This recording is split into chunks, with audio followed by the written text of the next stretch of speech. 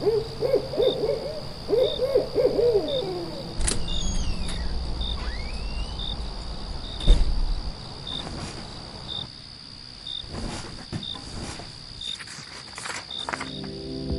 listeners, you're listening to the Midnight Readers podcast. Grab some tea, a midnight snack, and cuddle up in bed as we dive deep into today's most popular fantasies, sci-fi, and mysteries. We're your hosts. I'm Lily. I'm Brittany. And I'm Christy. This season we'll be discussing a dark academia bully romance series known for its smutty content and often billed as a Harry Potter for adults. That's right, grab your Stardust, we're headed to Solaria. Welcome to Zodiac Academy. Note to students, vampire bites, loss of limbs, or getting lost in the Wailing Woods will not count as a valid excuse for being late to class or this podcast. In today's episode, we're discussing Book 9, Restless Stars, chapters 14 through 40, where the gang finds the last Guildstone, Lavinia attacks the rebels armed with stolen star power, and Darius and Max are lured into Lionel's hidden jade palace by a surprising cry for help. Before we get into it, this is your warning for major spoilers ahead. This includes potentially all Zodiac Academy World books, including the Ruthless Boys and Darkmoor Penitentiary series. We're also avid fans of the Moss Universe and Fourth Wing and might accidentally let spoilers slip for other popular romantasy book series as well. Sorry in advance. Like the books, this podcast is rated R, so be warned. Also, a friendly reminder to please like, subscribe, and follow. You can find us on Instagram, Threads, Facebook, and YouTube. Alright, before we get started in this section, we realized we missed talking about one of the prophecy passages in Sorrow and Starlight, and we want to quickly talk about that now. It's before Vard's fucked up prophecy, and right after the twins are crowned by their parents, by the way. The stars give us this. When all hope hinges on the promised, the threaded minds of blood and chaos, unlikely friends and broken bonds may shift the tide, cleave open the walls of the lost in the depths of the unholy night, unleash the souls tethered in the tainted dark, unite the rising 12, and toll the bells of fate. Oh, yeah. The threaded minds of blood and chaos. Darius and Tori? Yep, that's what I was thinking. Totally think it's Darius. A little concerning. I know, right? I was like, beware the threaded minds? Yeah. Beware the chaos or beware them? I'm a little worried. They keep insisting that they won't turn on their allies when they're in that state of mind. So it makes me wonder, are they gonna? Yeah. We're almost done. They better not. They better fucking not. Like, this is the last book. I cannot take anymore. Unlikely friends and broken bonds. Does that mean the bonded men? That they would switch sides, maybe? Unlikely friends. Broken bonds like Lavinia. Probably the nymphs, though. Yeah, that's what I was thinking. Yeah. Possibly. Well, I was thinking more of the bonded to Lionel. I mean, we can hope. That would be cool, but... And cleave open the walls of the lost in the depths of the unholy night, unleash the souls tethered in the tainted dark. Is that Library of the Lost? Or maybe the city. With those creatures that are in the walls? I think it's the lost city that they visit in this section. Yeah. Honestly. I was thinking that too. Okay. But I don't know what the unholy night is, really. Unleash the souls tethered in the dark. I have a thought about that that I'll talk about whenever we get to that section. Okay. Maybe. I don't know. I mean, I'll bring it up sort of now, but that place gave me some vampire vibes. The city? And I was, yeah. I did not even think of that. Yeah, I was like, what if this is where the old covens used to live? Or something like that. Maybe that's why the coven spurred up while they were hunting then. Maybe. That's interesting. Yeah. Didn't think about that. And the souls tethered in the tainted dark is definitely the nymphs that are... Yeah, the shadows. Locked in the shadows. What's the promise forged of lies, though? I'm not sure. I would assume that's Clydenius' promise. Maybe, yeah. The broken promise. When all hope hinges on a promise forged of lies, yeah. Yeah. Because that was the past, the ancestors, all their hopes to winning were hinged on that. Yeah. Okay. I don't know. But that's already broken by now, Or though. it was broken and now it's not broken. They fulfilled the promise. So it shouldn't be a thing anymore. Yeah. So, I don't know. Anyway, I guess we'll just have to find out as the episodes go on. We got some to discuss. Yeah.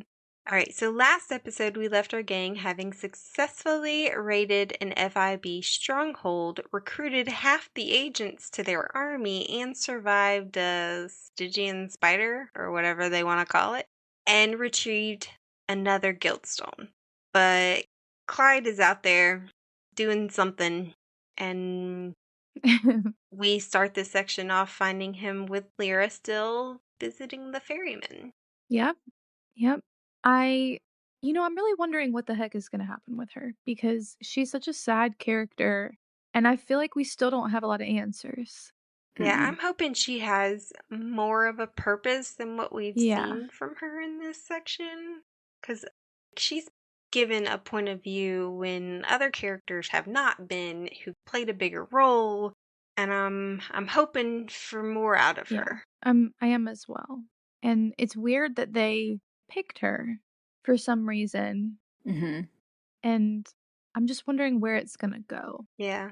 And Clyde seems to have this obsession with death. And I thought that maybe he wanted to know what was beyond the veil. Right. But I think in this, it makes me think that maybe he's trying to avoid death. You think? I don't know. I felt like his character is coming about in a way that it mirrors the human condition. Just that kind of miserable, you're always searching for something else. You want what you think others have, and then you get it, and then you're not happy, and you wonder why. Yeah. And I don't know. He just seems so fucking miserable that he's always on that search for something that's going to make him feel powerful or, fill that void. Yeah, I got the feeling that he was trying to experience everything human and that it just wasn't enough for him. Like he was like, I don't get it. What is so great about it? It doesn't seem like the answer. And part of me was like, this is fucked, but it is part of the books. Part of me was like, is he going to try to have sex with somebody? Because that's the only thing he hasn't experienced besides death, right? Or maybe love. Yeah. My thing is that he keeps killing people just to experience what they're experiencing, and that makes me wonder, why are you doing that? Why do it over and over and over again? Yeah, it's confusing. Maybe that's what he's seen. Yeah. But yeah. So when you think about what he's watched all those years, it's just been death. Yeah. Yeah. Fucking Star's way. What did you write here? He was far bigger. He did a puff spell. Dude is tiny. What were you writing about? So when he walks up, and I think it's Lyra that describes him as that he was far bigger in person than.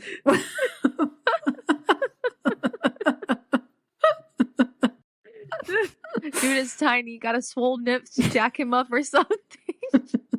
These notes are killing me. Oh my gosh. I hope they powder puff your anal canal like a Victorian statesman. Christy. Oh my god. Oh my god. This is so funny. So Lionel shows up. I'm wondering how Lionel knew to show up. Yeah, absolutely. And I was like, fuck, they're gonna ally. What was he doing there? I think it was inevitable. It was like, of course, Lionel is gonna find this guy. That's true. Yeah. That's true. It was totally inevitable. It was gonna happen. All right, so back to the twins and the heirs. Can I just say that I loved that they released the memory of Lionel getting his ass handed to him by Lavinia? You called it, Christy, and that was great. I was like, yes. So good. Yeah. Oh, man. That was satisfying for everyone. Yeah, there was a lot in this section that was really awesome. Yes. Yeah. So, Seth gets his feelings hurt. Sad. Because they are keeping this relationship secret. Yeah. And Caleb has to deny any real involvement with anybody special. And that's bullshit for both of them. Yeah. Yeah. But Seth takes Caleb on a date. Mm-hmm. It's so cute. It is so cute, but I was so disappointed. Yeah, I gotta be honest. I was really disappointed too. The date was precious, beautiful. It was perfect. Loved it. It was a great moment. I think I was just like, well, they fucked under the moon. Why aren't they moonmates? Seth kept mentioning the What? moon over and over and over Like, again. And I was like, deliberately. it's happening! It's happening! It's happening! Yeah, I was thinking that too. And then it didn't happen. And I was like, what are we missing here? Is there some kind of ritual? Is there do they have to agree to it mutually under the moon? But I thought that it was something that just happened to some people. You know what I mean? Like, I was trying to figure out what the missing piece was. I was like, surely Caleb and Seth are gonna be moonmates. Public acknowledgement. It just has to be like, I think it had to be an acceptance of each other totally. And like, I don't know, they just weren't there yet, I guess. I mean, look at that was Orion the and Darcy. Elysian mate thing, and True. they had to pass test.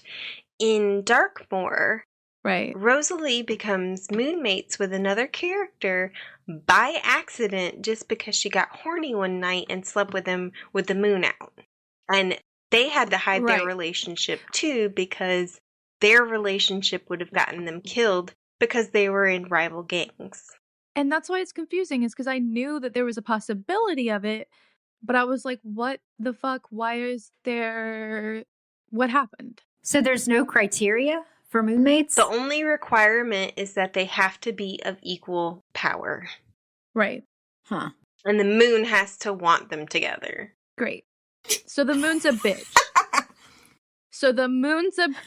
Also, I can't remember. Is it this section where Seth is like talking to Orion? Oh yeah, it's later. I'll talk about it later. They have that scene together. But yeah, I was just so, I sat there the whole time and I was just like, it's happening. In the notes, literally, over and over. I was like, come on. And then when we got to Caleb's chapter, I was like, it didn't happen. What? Yeah. And I was waiting, honestly, for them because I couldn't remember how it worked, but I was waiting for it to show up and them realize that things had changed or something and they didn't know it happened. You know what I mean? Like maybe they just overlooked it in the heat of the moment and then they wake up the next morning and they're like, oh no, oh my God, we're moonmated. No, that didn't happen either. So I was like, what the heck? I'm so sad. Why would they do this to us? But yeah, no, the date was perfect. It was cute. It was really sweet. Very sweet. They actually talked for the first time and said the L word, I believe. Oh yes, that says he loves him. And Caleb doesn't say it back. And I was like, what the fuck? Well, I think I know you love him. Seth jumped the gun and was like, you don't have to say it. I know you don't. Yeah. Still, though, he could have said it. He could. I just don't think he's at that place right now. I think he does say it somewhat, but I don't remember. I think he does love him. Yeah. I think he definitely loves him. I think he knows he loves him, but I don't think he's in that place where he has fully accepted it to admit it. Because they're still hiding it. I don't know. Yeah. I did think it was funny that Seth was like, how do you think of time in your head? And I was like, what a shift. What a shift in the conversation.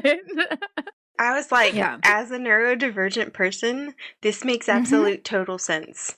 Yes. I love that. I love that they make it such a normal thing there, that there's not really like neurotypical and neurodivergent, just everybody's unique. I like that. I mean, he does say in there crazy. Yeah, because I do not see time like that. Yeah, they are crazy. I don't see time like that, but you understood. See numbers like that. Sure, yeah. Yeah. Also, I did think it was a little weird that they're still hiding their relationship, but they're in the sky. I know, right? Anybody could just look up. Airbed. Where everyone could just look up and be like, wait, what's happening up there? And I was like, wait, can't everyone see? I mean, like, am I crazy? Seth said there were some clouds, but I had that same thought. I was like, dude, relying on the clouds. You're lying on an invisible path in the sky where anybody can look up and see, or any flying creature can fly over. Yeah. This is the, downside to sleeping outside. I will say, even though they weren't moon mated and that was disappointing, this scene made them. It just reminded me, I love friends to lovers, and I was like, okay, that might be my favorite trope. I never thought of myself as a friends to lovers girly. This has changed my mind single-handedly. I personally hate friends to lovers. I hate it. Usually I do too. I do not like it. Yeah, most of the time it is because there's one party who has this unrequited love, who I loved you since I first met you, and I've kept it secret Right. this whole time, aka Seth. What about mutual pining, though? If it's mutual pining Yes. from friends to lovers, then it's like, that's pretty good. Yeah. But then when, the other person who doesn't know starts dating, then they get angry, and then there's tension, Yeah. I don't like that. and it's like, how dare you love anybody else other than me? I've been here for you the whole time.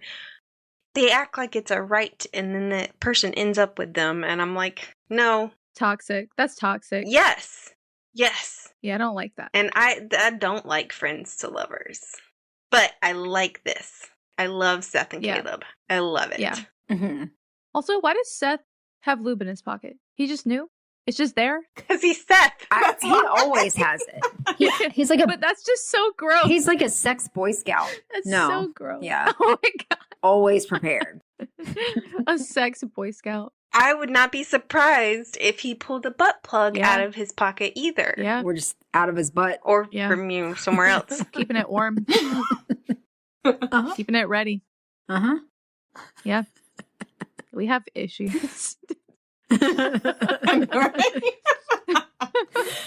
Yeah. Yeah, but this conversation made them my favorite couple. I was like, oh my gosh, I think they might be my favorite in the book. Because they're like real. Yeah. And I mean, you know how I am. I love watching people fall in love. And then once they fall in love and reach a certain point, I'm like, okay, enough of your relationship. I want somebody else. And so I do. I'm over it. I yeah. do love that about this book, that there's so many couples that they can Yeah. kind of sweep others aside. Mm-hmm. I just wish, Yeah. they would spend a little less time Sometimes on them. on Yeah. certain couples. Yeah. But maybe make relationships like this a little bit more complex and a little less communication issues. Just saying. All right. Well, let's talk about their mission to the lost city of, I hope I pronounce this right, Harithe. How do you spell it again? Yes.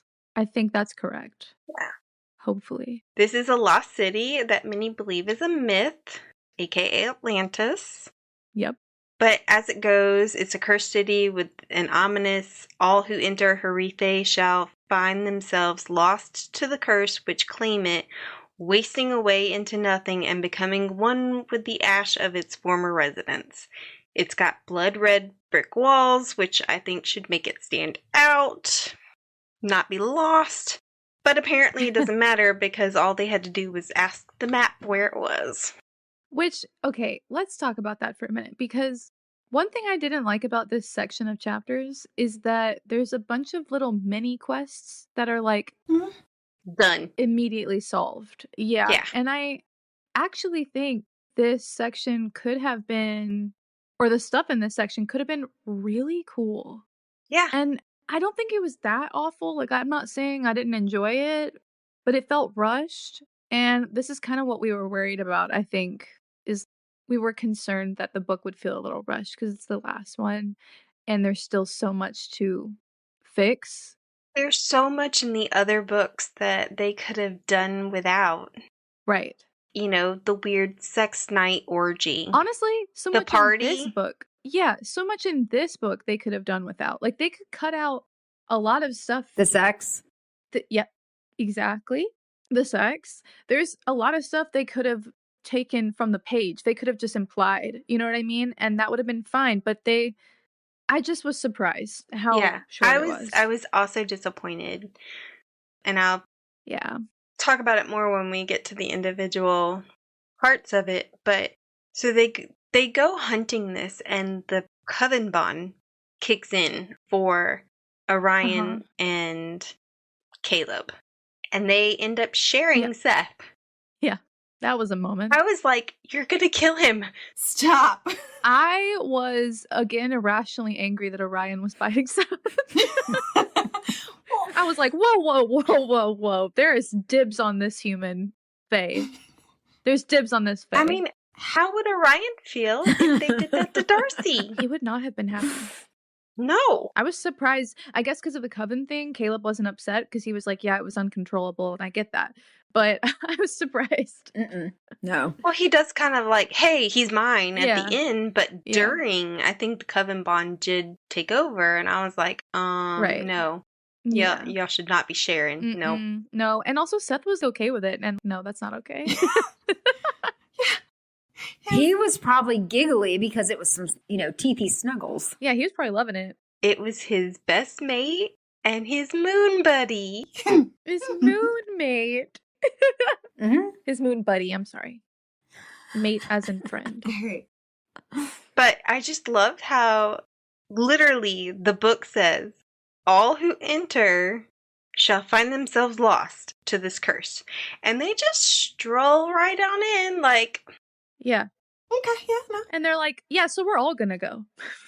They literally have a little meeting, and they're like, oh, so are we all gonna go to this? And Tori's like, yep, we're all gonna go. And I'm like, shouldn't you leave behind one person just in case you all die or something? Like, what?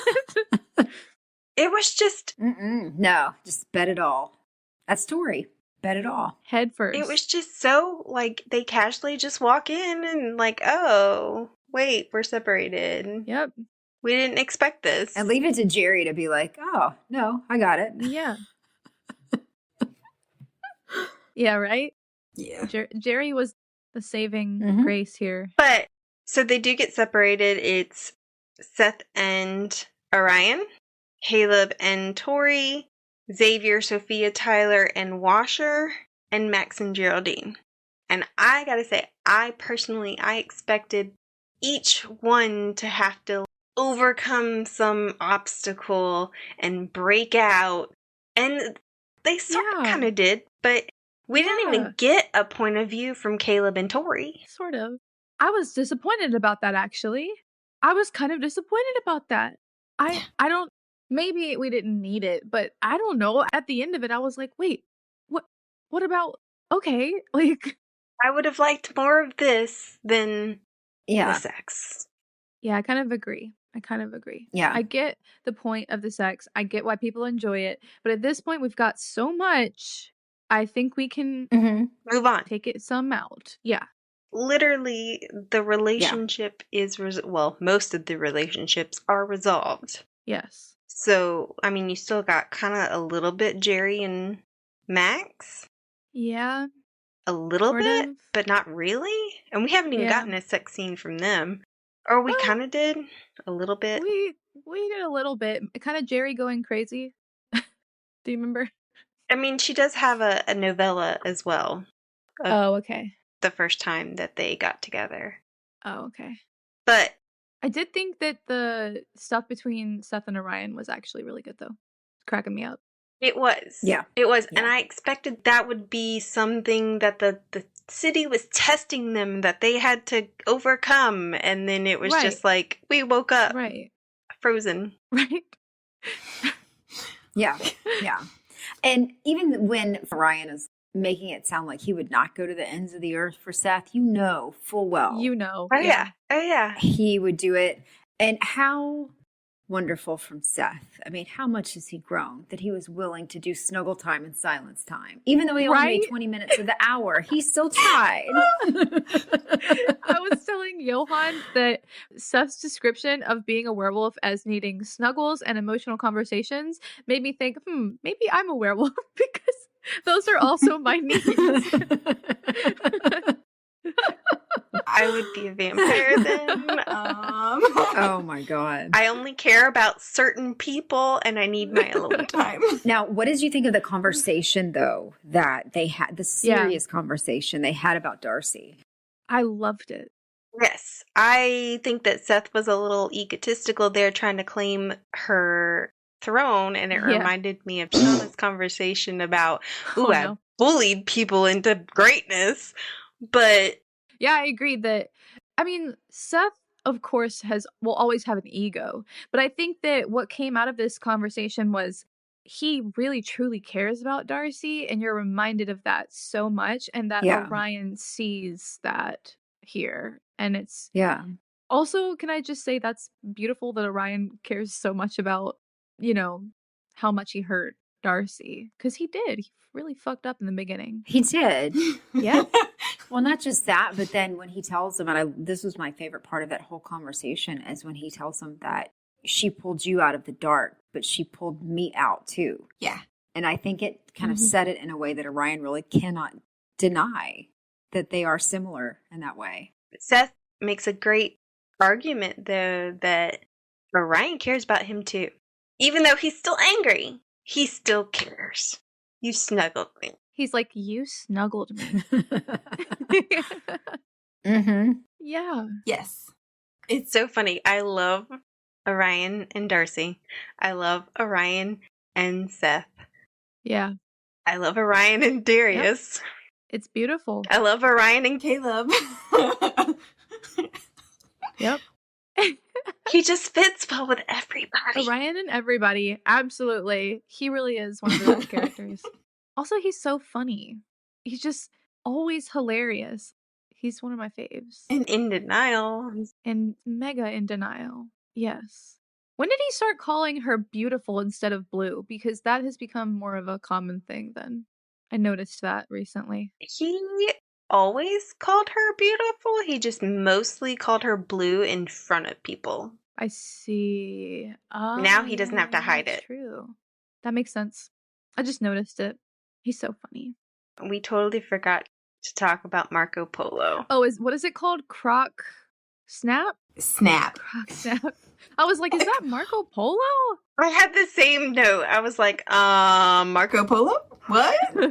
They're playing Marco Polo in the sky? Also, how about the fact that Seth pulls out chocolate out of nowhere? And he's like, yeah, Tori left that one out for me. Even the one with laxatives, which he still ate. Yeah, he ate that one. Yeah. Yeah. He was like, she had a decoy filled with laxatives. I ate that one too, but I'm good now. I'm good. He said, hidden under layers of clothes and spells. She left that one for me, though. Oh, man. Oh. They're so funny. Okay. So, yeah, no. Seth and Orion are in this cave. I want to know what was on the wall. Yeah, I wondered that.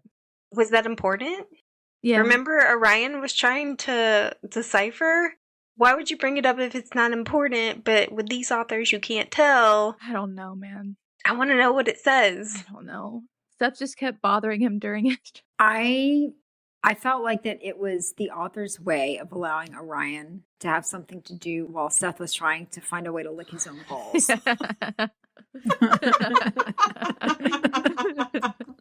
They just wanted to throw it in there. Oh. It just, yeah. It's a setup for that. Fine. Okay. Then there's Xavier, Washer, The worst chapter of the group. Sophia, and Tyler. Oh, God. The ground opens up beneath them. They fall into these flowers. Yeah. And they're stuck. And Washer. And I like your smart-ass comment, What did Brittany. she say? What did I say? She said nose to the butt. Is this punishment enough for his whining, Christy? Oh, yeah. Yeah. My thing was Washer's comments, the clenched wet petals. I was literally going, ew, wet hole. Yeah. I'm shocked he didn't enjoy the flowers, the rapey flowers. Oh, did you enjoy that? No, I did not. I'm surprised Washer didn't enjoy it. Okay. Right? Every time I hear the phrase nooks and crannies now, I cringe. Yeah. They have Trauma? Yep. Pavloved you. Mm-hmm. conditioned. They've conditioned me That's a shame. to cringe at that phrase. I will never be able to hear it again without cringing. It's gross. Dude, They couldn't have made it any worse, could they? They just love making us uncomfortable with Washer. Yeah, so they are trying to tickle these flowers into letting them go. And, of course, snakes are released. Okay. That if you move too fast, you die. Okay. And then he gets his nose stuck in Washer's butt after Washer cuts him all free. Mm-hmm. Wow. With his toes. Oh, That's Lord. impressive. I know people have foot fetishes, but ugh. I'm not ready. I'm a little scared. Yeah. Seriously. Yeah. Yeah. I could honestly do without Washer for the rest of the series. I mean, You know he's going to be a hero, right? yeah, I was about to say, I think he's going to be like a big character at the end. Yeah. What do you mean a big character at the end? He's going to be important in the end. Yeah. And it's probably going to be in some way with like his little toes that somehow he saves them with his little toes. You know? Or his butt cheeks. Even better. Yep, there you go. His butt There cheeks. you go. His butt flute. He's gonna go into battle in a Speedo. Yeah, and he's gonna call them to war with the flute in his butt. Oh. I'm hoping Leon kills him. Oh my god. Leon? For the butt. That would be funny. Yeah, Oh, for the boy. butt flute. He promised retribution. But Geraldine comes and saves them, right? Yeah. They call Geraldine. Yeah. No, And then Geraldine is just heard yodeling. I remember now. Yeah. And Xavier is like, Jerry, Yeah. Jerry, where are you? Come help. Yeah. And she doesn't show, but we can hear her. But on to Darcy and Darius. This was cursed. And the pink cursed. smoke that they get. Absolutely Uh-huh. disgusting. Yes. What would have happened had they failed? Like, I know yeah, they would have kissed each other, but would something have dire happened to them for failing? That I want to know. I don't know. Maybe they would have died. I don't know. Are you telling me that you think it might be like pheromone gas? I have no idea. That's a trope. I wanted to look at these as little tests, and since they did pass, which thank God. Yeah. Although, as soon as Darcy... Wait. Did they pass or did Jerry save them? And it stopped them before something happened? They passed because they didn't They kiss. passed. She realized it and was like, whoa, Yeah. something's not right when they were in the dream. Oh, weird. I thought they did. But it stops after that, so we don't really know what else happened other than they were like, ew, ew, ew. Yeah, for real. Okay. For real. I feel like, I swear these authors, they seem to think that Deep South is what all America is. It's like, no. Tiger Of Ridge. fucking weirdos. Yeah. Yeah, you're going to have your little pockets here and there of, of love your mama, but that's not all of us. Yeah, I agree. But, I mean, honestly, if I was Darcy and I woke up with Kylie Major as my best friend, No. I would know something's the fuck wrong. Right? Yeah. Like, Tori and Diego? I was about to say, I think that was the most egregious She's just loved his hat. of all of them. They were all bad, but Tori and Diego is killing me. She just loved her hat. And Seth and Orion? Orion. Oh my god. Okay, that wasn't quite so bad. That was not quite so bad. Yeah, well, Lance made out with Seth. Kissed Seth. I think that one's terrible. And then they made Jerry out to be the mean girl who picked on poor Milton. Yeah, which is funny because she's still Jerry. gonna shove some bagels up your ass. Yeah. Who was Jerry with in the dream? I don't remember. Doesn't she kiss somebody? Jerry was with Caleb. Right. Oh, that's my right. God. Oh, Oh my god. gross. So gross.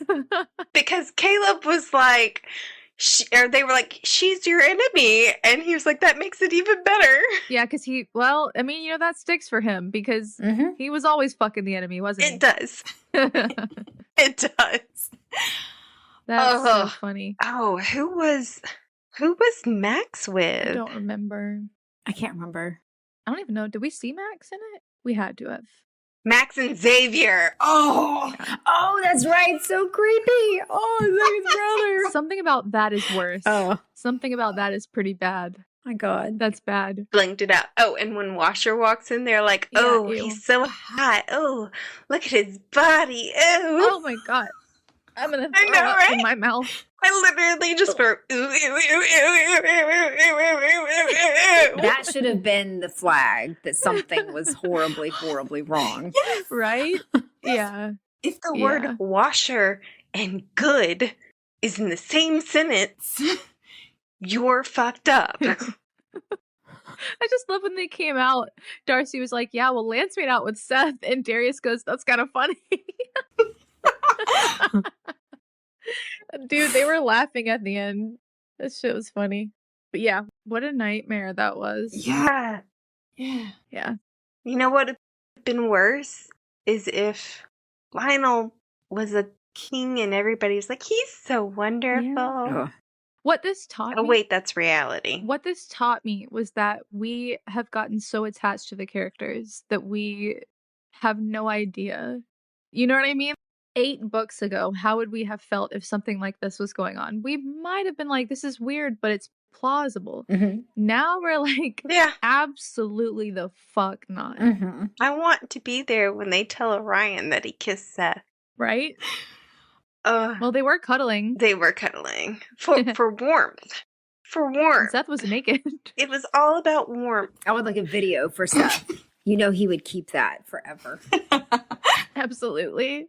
I just love that Seth was like, oh yeah, I was made for this. Like, king of cuddles. He did change into a wolf. I would cuddle with a wolf any day. I'm just like, Oh, absolutely. Absolutely. All right. So on to Geraldine and Max.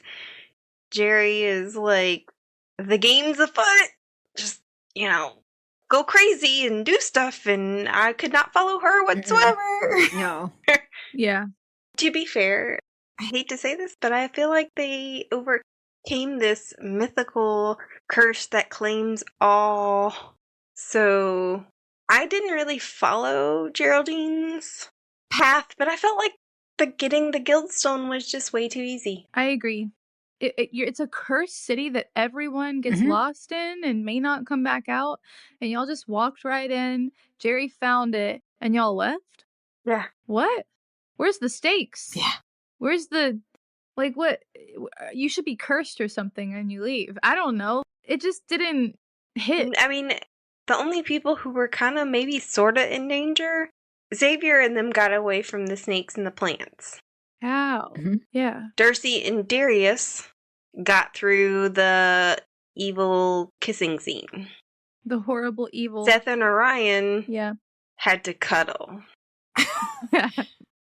What a terrible fate for Orion. The only people who were sort of semi in danger at the end was Tori and Caleb, who we didn't get to see, Caleb. and a little bit Max and Geraldine. Yeah. And then her playing like she was gonna die. Ugh. Yeah. I was like, dude, you're a Cerberus. Yeah. You're immune to poisons. How you gonna make him think you're dying? For a minute, I was like, wait a second. And then I was like, this bitch. I was like, well, there's the quote from Facebook or Instagram or whatever. Yeah. But she's immune to poisons. And she Yeah. said it over and over again. And they're just going to pretend like she's dying? Yeah. I don't Disappointed. I don't quite get it. Although I do love that her breastplate nipples Yeah. made their mark yet again. Yeah. Yeah. They did. Yeah. They always will. Always will. Right. So they go back to the academy. They have all 12 stones. They put them together and nothing. Yeah, because Also a big letdown. I get it. Mhm. You don't really know what to do with them when you find them. That's somewhat realistic, but also like, what the fuck? well, not just that, but with that journal or whatever that said the words for the Imperial Star. Yeah. So you're telling me, and all the information in there about the stones, they didn't have something in there about the use of it? Like it makes no sense. You've been searching for these for how long? Shouldn't you have been researching what to do with them? Yeah. The authors stay consistent. Yeah. But, everybody leaves and Darcy's sitting there doing her damnedest to show off her booty to Orion, according to the text. Of course, in the text, in Orion's point of view, he's probably portraying it the way he wants it to be seen, hopefully. But then they magically realize that one of the stones is out of order, which for Orion, that feels like, shouldn't you have just looked at him and been like, Oh. but I guess he was distracted by Darcy's ass. Yes. So was anyone else really kind of disappointed in this whole section, or? Yeah. So they put them in the right order. We get a visit from Arcturus. Yeah. He was fucking useless. I think you put in the notes that he gave him a bunch of information that was just absolutely useless. And that's so true. The only interesting information we got was that Diego could be trapped in the shadows, which, if we're going off of what you said earlier, that's probably why there's a POV for him later. But I felt like it was a bunch of rambling about nonsense that I didn't care about in the 9th book. I feel like this whole section was put in there to set up their multiverse. I think that's the whole purpose of it, and that's useless to me. Mhm. Yeah, we did learn that the unbalance in the world was caused by the stars interfering in the Fae's life. Right. We knew that. Which, cool knowledge. Mhm. Now we need you stars to fix your problem. I just feel like this should have been introduced earlier. This kind of lore, because it is integral to everything that's happened so far, should not have been introduced in the 9th book. In the 9th book. It was so much more important books ago. And it would have made a lot of sense for us to find that out earlier, I feel. And because it's not like they can do anything about it, it just gives you context for the world. So it's somewhat pointless here. There are a few things in the conversation that are useful when he talks about the stones or whenever he talks about Diego. But other than that, all we do is learn about Clyde, and it just felt like a lot of rambling. I don't know.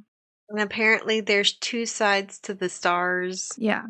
And there's other worlds, which I'm assuming are, like I said, this is them setting up their multiverse. Right. I'm assuming somewhere one of these, girl with the wing trapped in a coin. Yep. Vampires with no magic ruled. Yep. Woman with rainbow hair with 4 men. I'm betting these are all books that they are either have written or in the process of writing. I had the same thought. Well, I feel like we built up. Up until this last book, we had built up to a certain ending, a certain war with certain people. And now it's kind of shifted and we've got a whole new set of bad guys. Yeah. But you still got the original bad guys. Yeah. And so it's a little hard to kind of, I don't know, to really care enough about some of them. Yeah. There is such a thing as too many characters. Yeah. Things like what happened to Sophia happened to them when you have too many characters.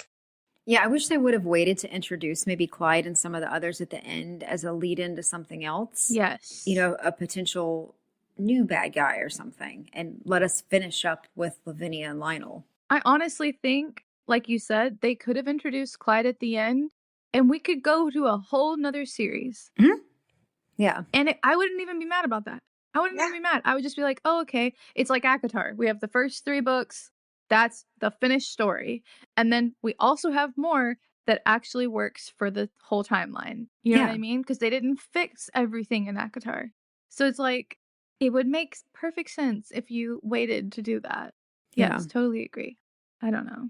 We're kind of bashing them, but I agree.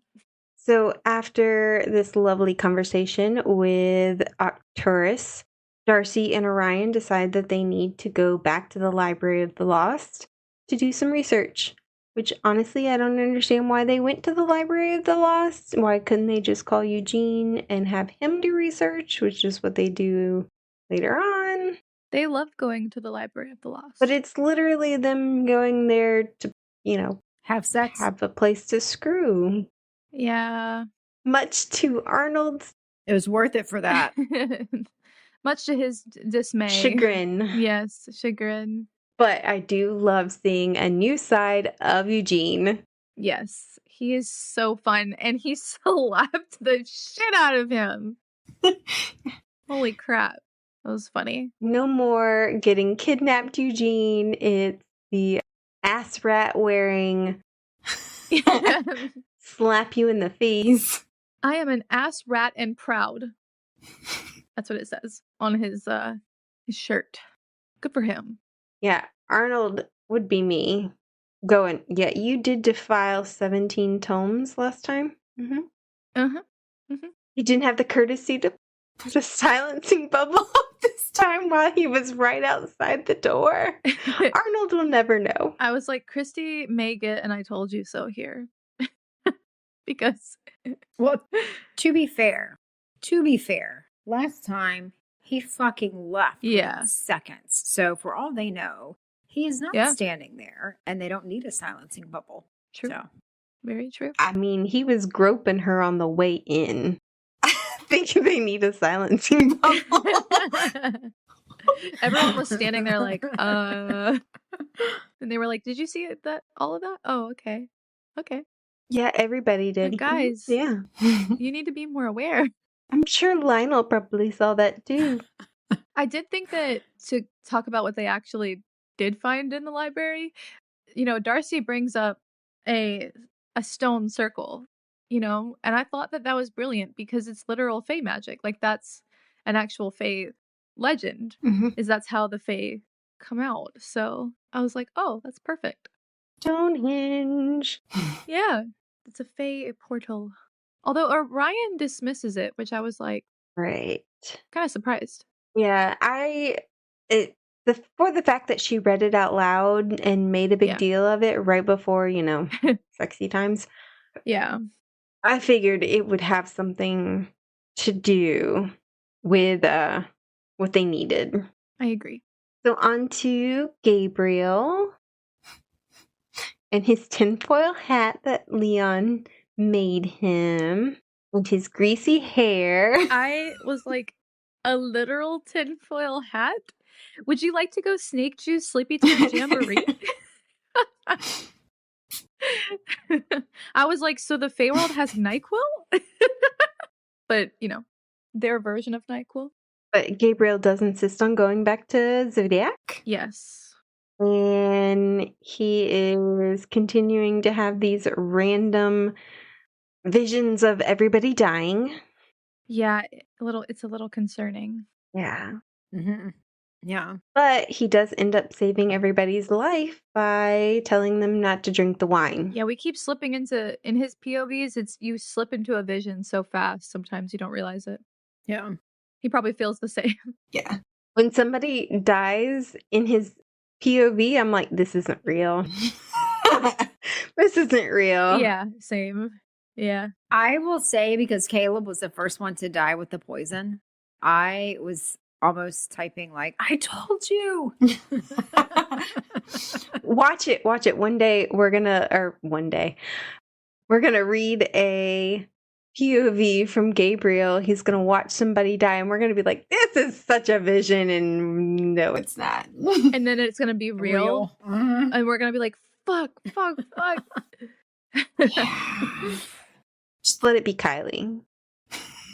Yeah, I did think it was funny that they were like, we'll get Justin on testing for the poison. Love that. He is a Cerberus, which means he's immune.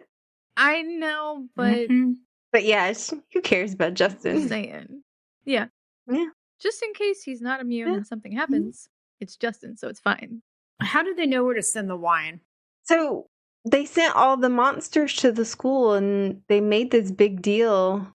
People were sending out Facebook things, and so I'm assuming Lionel knows that they're there because of that battle. Yeah. But I don't know. Well, I guess because they're vetting stuff.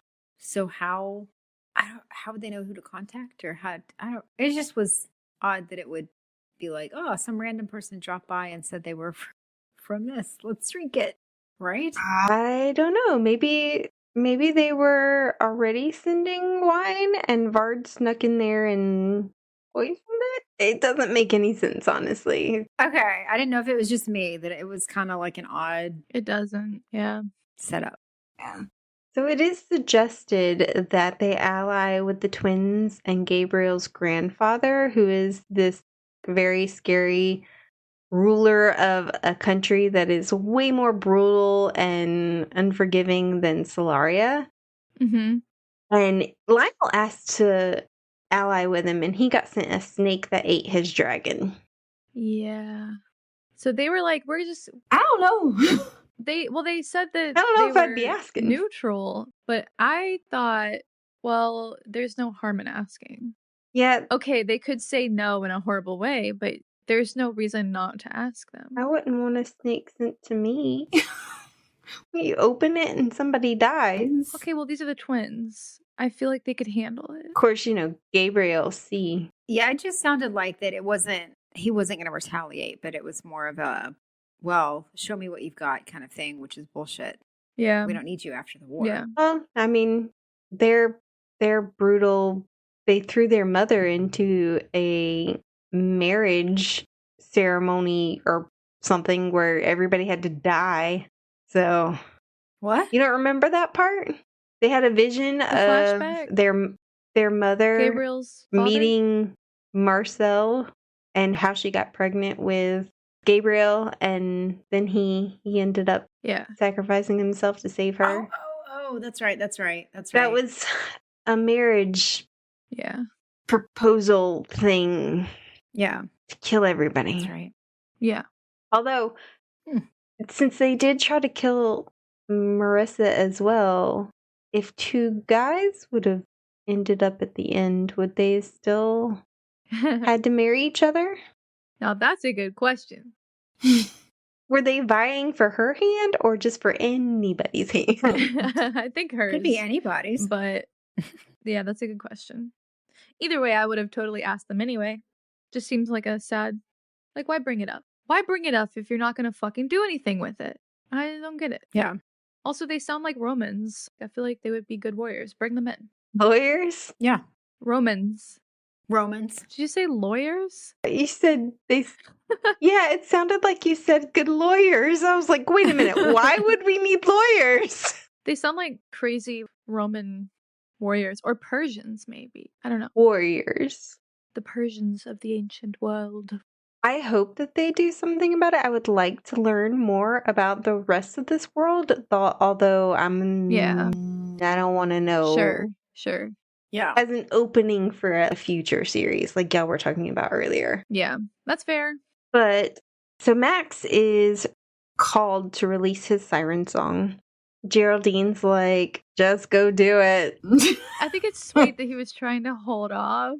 I think that's really cute. He was like, I don't want to kiss anybody else. Yeah. Well, and that she's learning about his powers. Yeah, that's sweet. Mm-hmm. She was like, just go.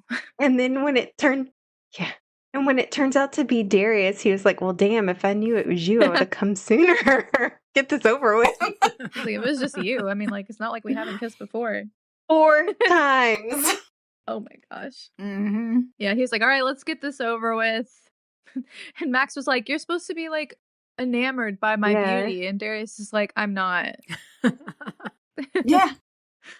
Yeah, no, I love that when he goes out there, he's trying to pose and showcase my attributes. Yes, showcase his attributes.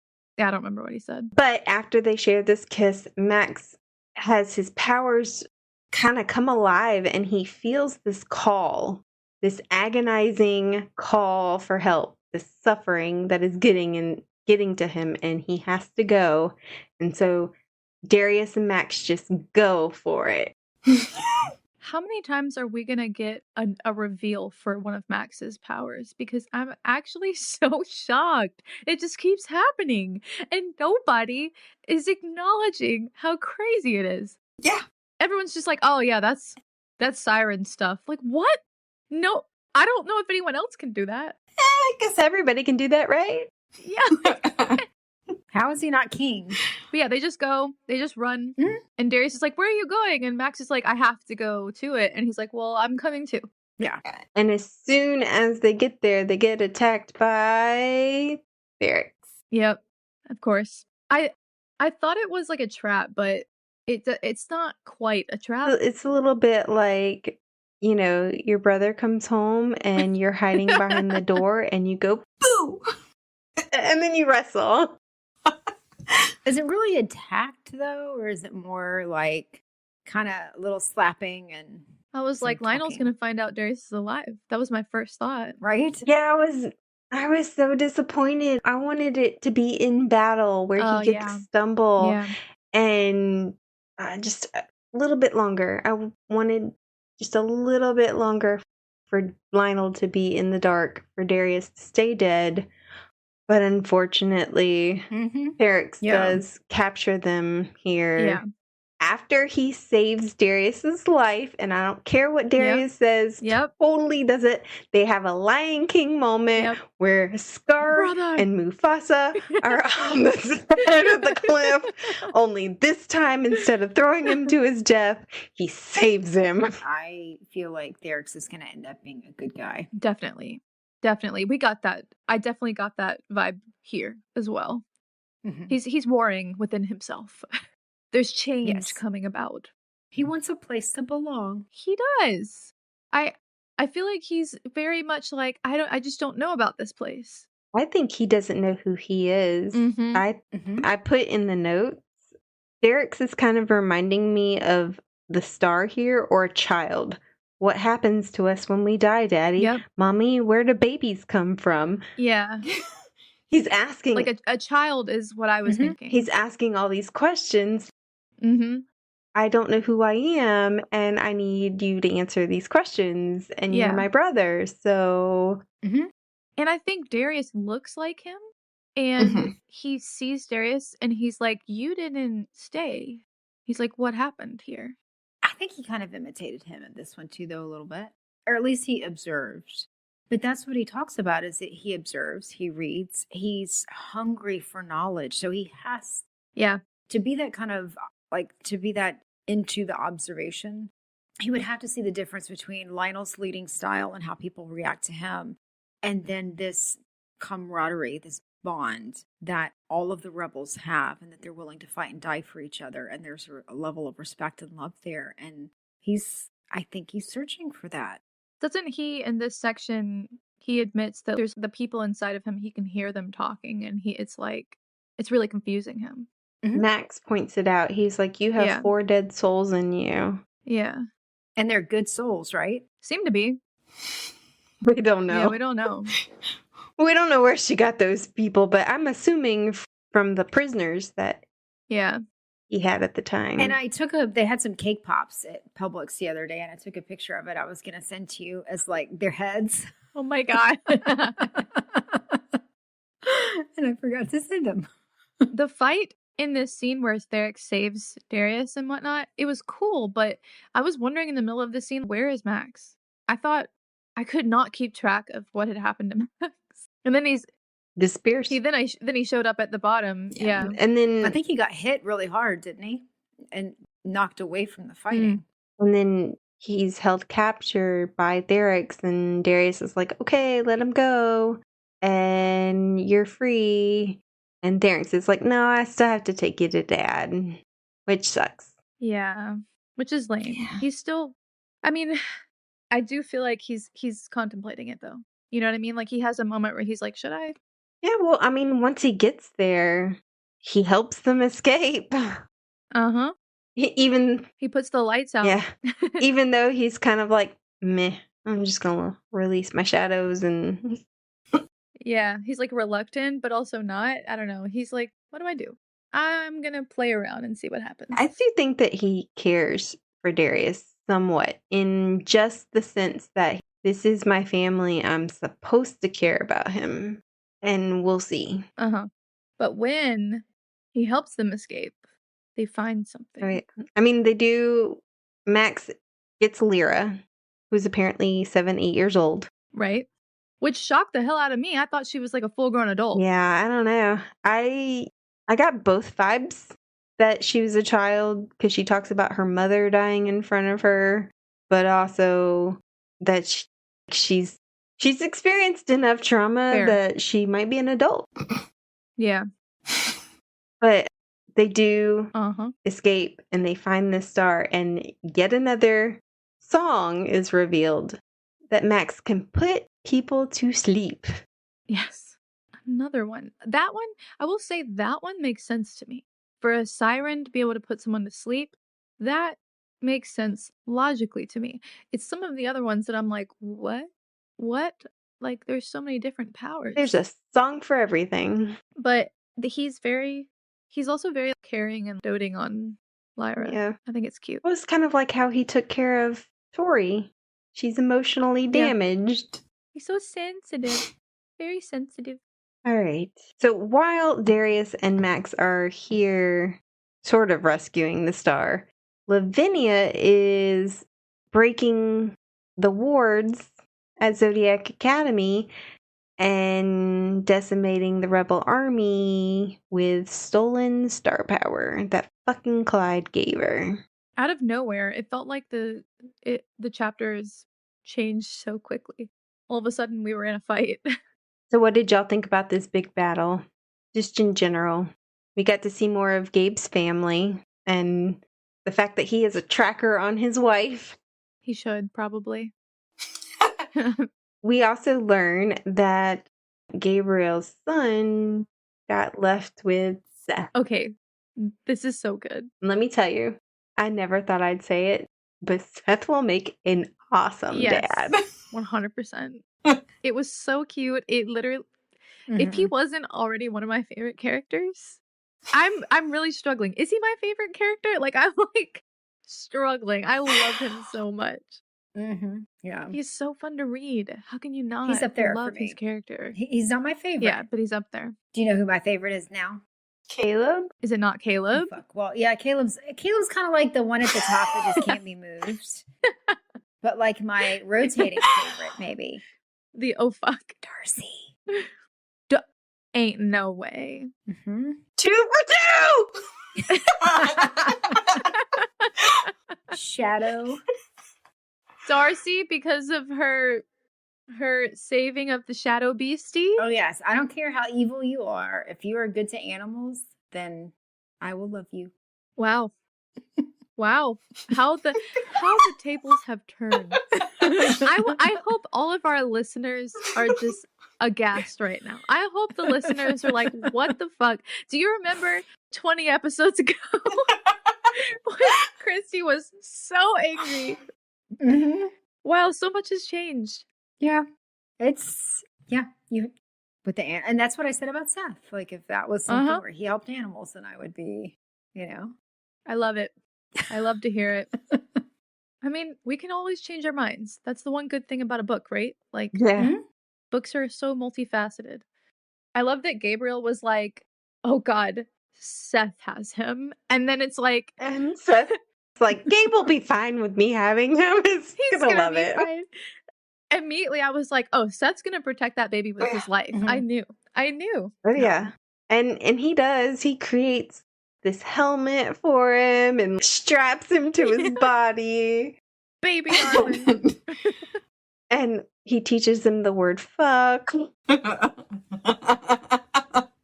He said exactly.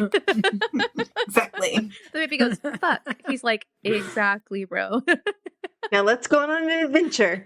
Adventure! Oh. And do a woo! Do a woo! Do a woo! He's like, not a woo right now. Shh, we gotta be quiet. Oh, but that was great. And we did lose a couple of named characters that we have seen before. Yeah. Like Elijah Indus. Yes. Which isn't he the one that was kind of... Is he the one that was weird about Darius? I thought he was the one that was going to run out of class. Or was that a different character? Well, yeah, but... He was the thought it was the same one person. that Washer made stand up during sex ed and tell This is what I'm thinking. how of. he liked to have sex. Yes. I think. Wasn't he also the one though in Orion's class that Orion was like, "Do you want to quit, leave?" and he left and came back? Yeah. Yes. Yes. I'm pretty sure it's the same guy for both. Yeah. And he came back and he stayed and he endured Washer. And then he dies at the hands of Lavinia. Damn. Yeah. What a fucking end. Isn't that right? And a good bit of dragons are there as well. And Yeah. Carson's Carson. punching him in the face. Punched him in the face. You beat me to it. Okay, Carson is definitely up there with his post. Did you read that one? What post? It was it was about the lesser orders. And he was like, I'm writing down the names of every fucking person that posts in here and I'm coming after you. Kind of, yeah. Oh, yeah. Yeah. Oh, that I totally skipped right forgot over about my that. head. Yeah. Loved that. Yeah. He was like, I'm coming for you, motherfucker. That would be Carson. Yeah. Yeah, he's fun. He's fun. Oh, and I forgot about that too. AKA Ryder? I thought it was mentioned somewhere else, but I thought this was so cute. And I think it takes us back a little bit. Sorry. But that for Max, What? that he mentions that the last time that he siren called Seth, that Seth brought candles to set the mood. I'm sure Seth did. Yeah. That was so cute. He just wanted to make it romantic. Yeah. Yeah. Good for, I mean, I was like, of course Seth did. Because, of course, being called out to a rock and meeting with Max is not siren setting so enough mood. Yeah. Uh-huh. But Darcy does theorize during this battle that maybe this is the star power that she saw when Arcturus or Yep. whatever gave them that vision. And then she kind of dismisses it. And I was like, Uh-huh. of course it's star power. I mean, they don't know she has a star yet, but Like, what else would it be? what else would it be? She's literally the shadow bitch and she's wielding light. Come on. True. Although, I mean, they have introduced ether to the world, so maybe Darcy was like, maybe it's ether? But Darcy doesn't really know much about ether. Yeah. And really, at this point, only Tori knows about it. I mean, knows how to wield it. Mm-hmm. And the weird sexy nymph thing people. Yeah.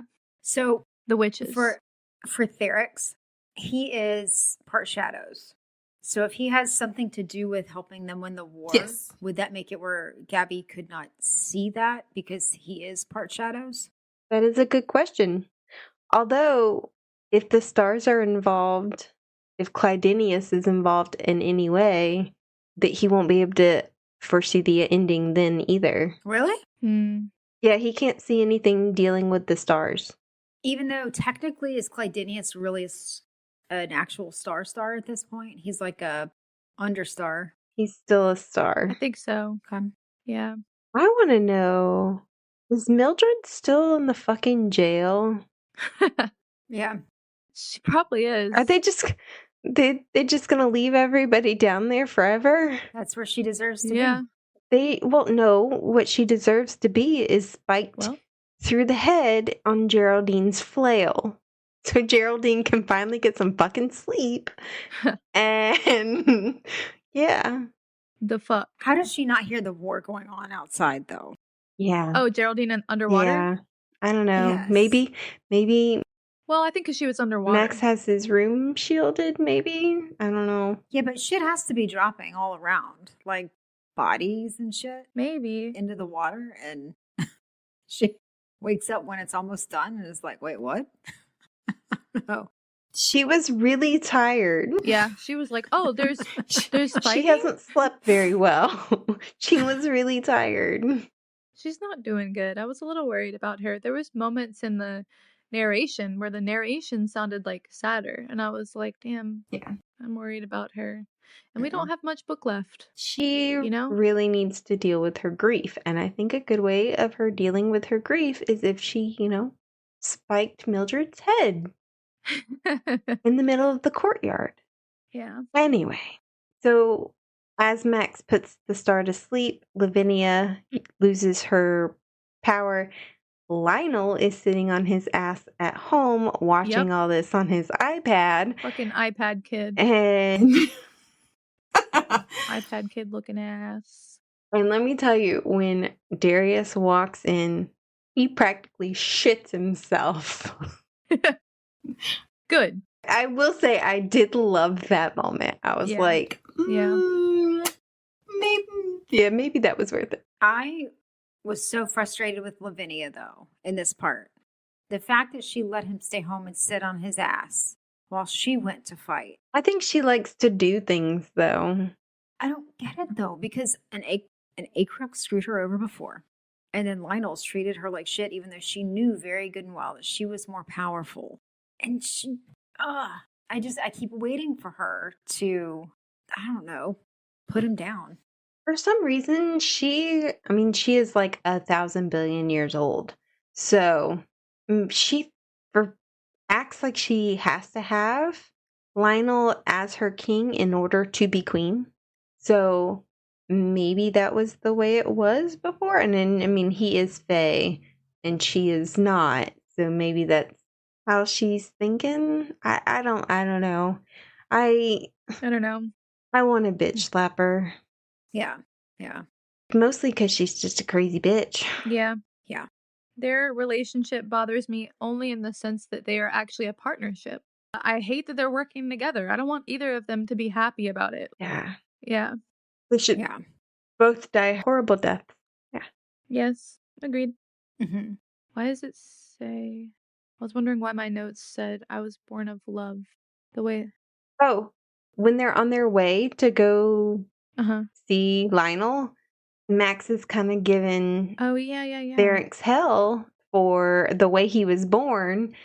And he was like, "Did you ask to be born?" or something like that. He was like, "Well, you're what?" And he was like, "Well, I was born of love." He was like, "Well, your mom is not a fucking siren. I'm purebred."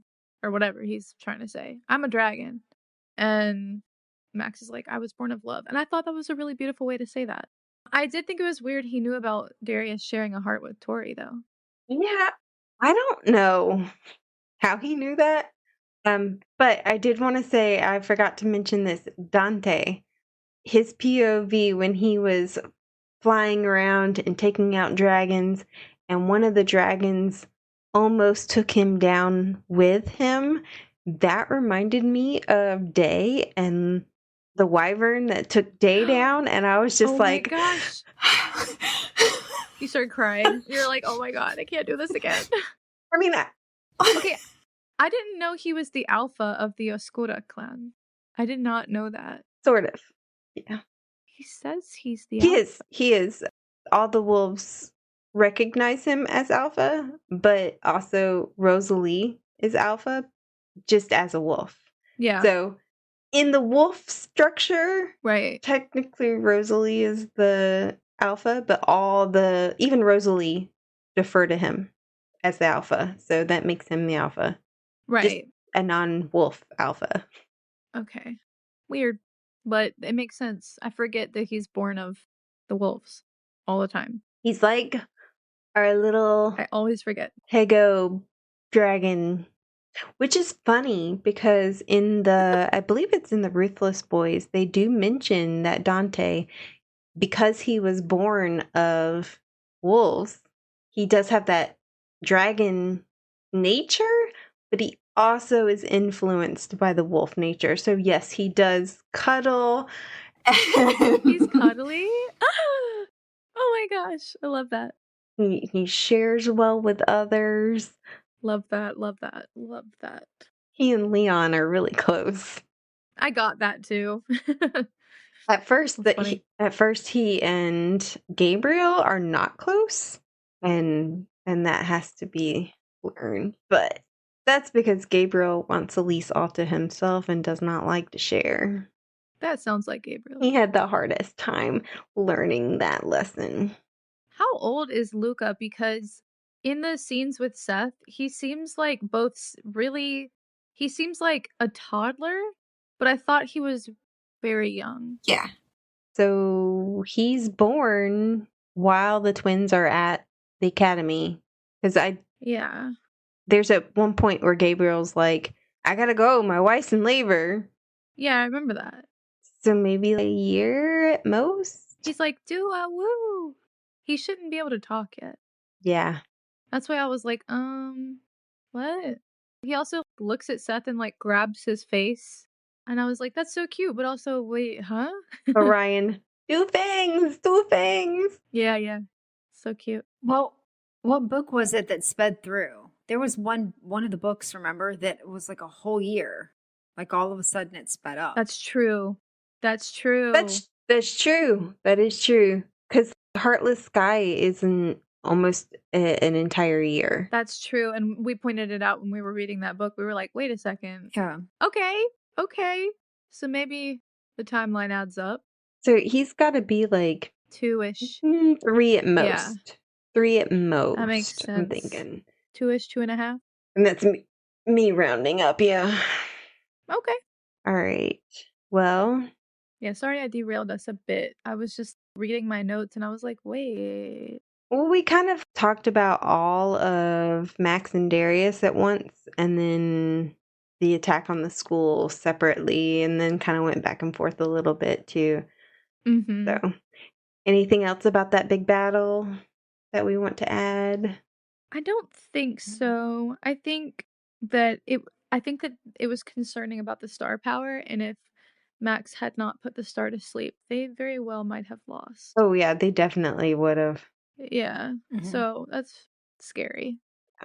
We end with a kind of little war council in our last chapter. Everybody's coming together to make sure that their loved ones are okay and they made it through. And Darius and Max kind of let everybody in on what they saw. And they make plans, sort of. They do. Here we get Lyra actually saying her first words. Yeah. What does she say? Let's see. I think she's just telling him about what happened, right? Yeah. I don't know. I don't have a feeling one way or the other about her, if she's good or bad. I just hope she's useful. Like, do something with her. Yeah. I'm wondering what's going to happen. I need to know why she was picked. I need to know what her purpose was. I need to know what's going to happen with her. She's a very random character, and I don't see where it's going at all. Also, I thought it was weird that Max's sleep siren song lasts 100 years for a regular fae. 100 years. Meaning to death. He puts somebody to sleep. What? Forever.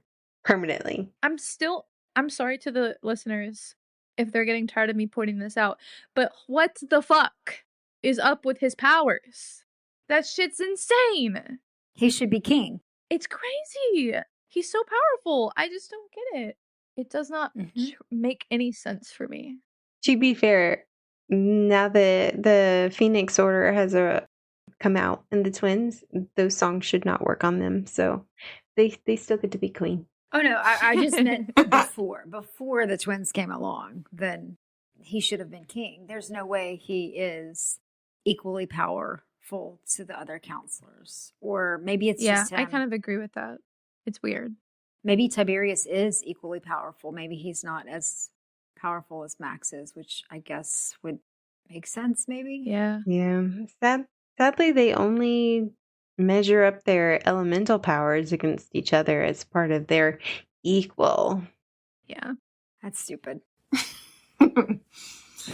All right. Well, they do make plans to take over Inquisition centers.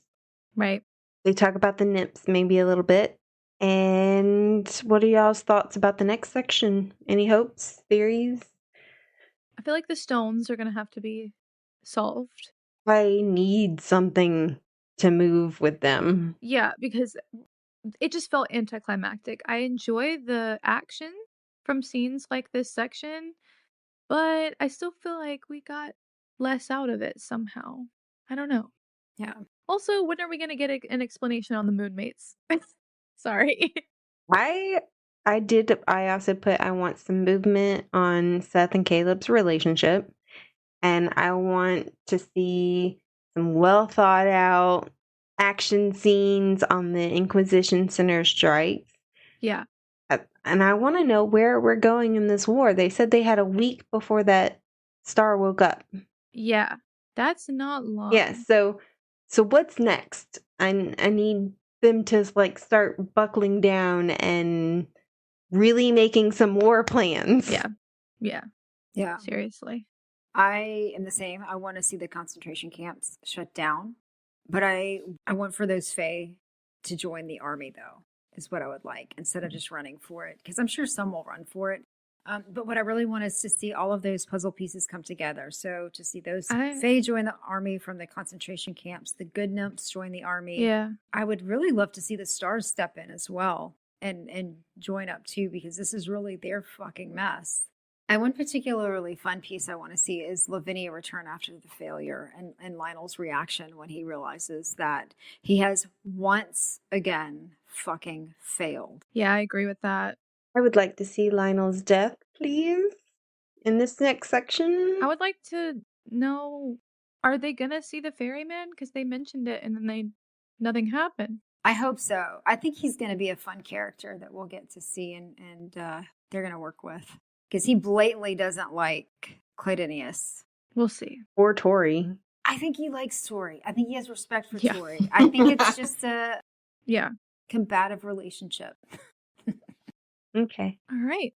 Well, we can end it there. We hope that everyone enjoyed the show.